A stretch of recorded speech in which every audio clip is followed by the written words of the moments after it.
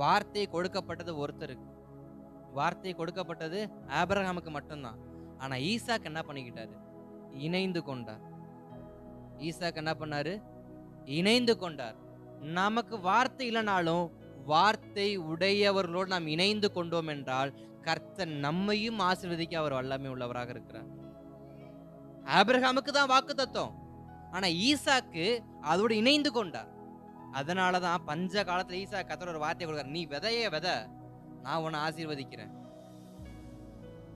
ஈசாக்கு புறப்பட்டு போன மனுஷன் தான், ஈசாக்கு பின்வாங்கி போக நினைச்ச மனுஷன் தான். ஆனா ஈசாக்கு கர்த்தர் ஒரு வார்த்தை கொடுக்கிறாரு, ஈசாக்கே, அன்றைக்கு மோரியா மலையில உன் தகப்பனுக்கு நான் கொடுத்த வார்த்தைக்கு நீ உன்னை ஒப்பு கொடுத்த பத்தியா, உன்னை நான் கைவிட மாட்டேன், நீ இந்த பஞ்ச காலத்துல விதைய வித, நான் உன்னை ஆசீர்வதிக்கிறேன்னு அங்க வார்த்தையை கொடுக்கிறாரு.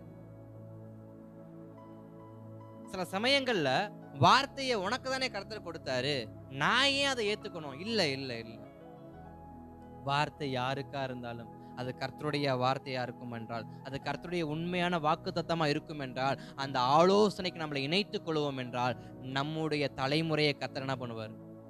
ஆசீர்வதிப்பார்.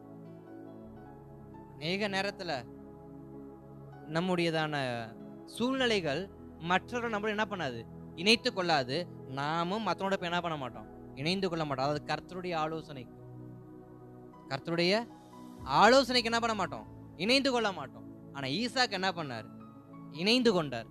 தகப்பனே, நீர் என்னை பலி செலுத்தும், நான் ஒப்புக்கொள்கிறேன்.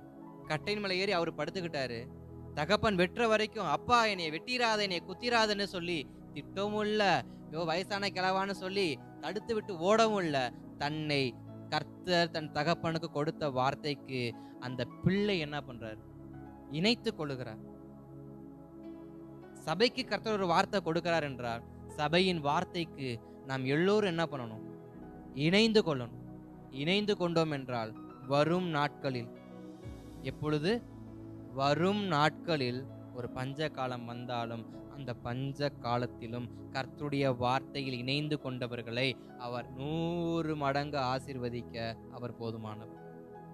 100 மடங்கு ஆசீர்வதிக்க அவர் போதுமானவர் தான்.